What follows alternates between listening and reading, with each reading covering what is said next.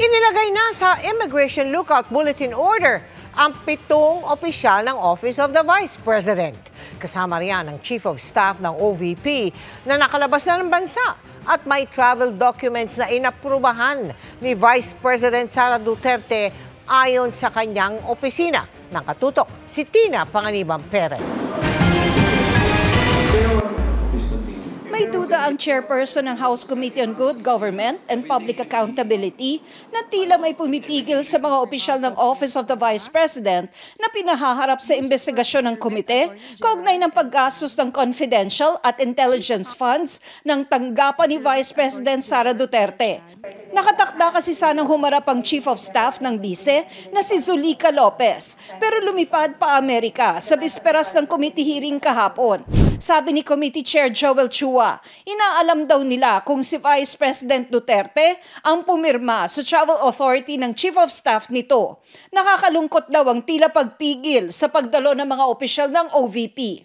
Ganito rin ang pananaw ng ibang kongresista. Meron hong bad faith sa mga anong rason. Unang-una, they were invited several times. Pangalawa, makikita pong merong bad faith kasi umalis po siya ng bansa the night before the scheduled hearing.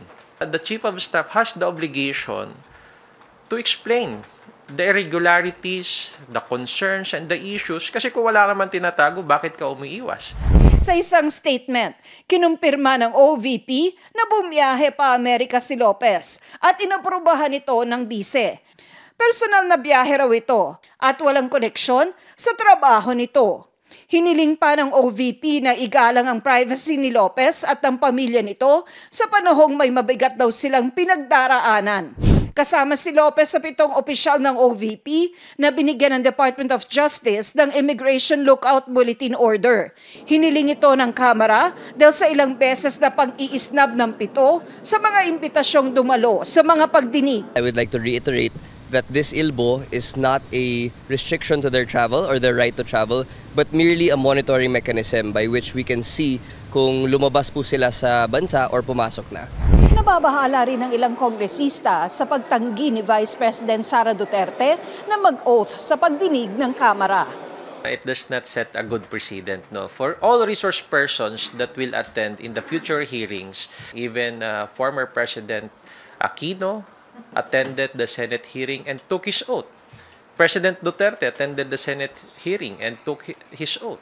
It's premature, no, to even say na this leads to the impeachment.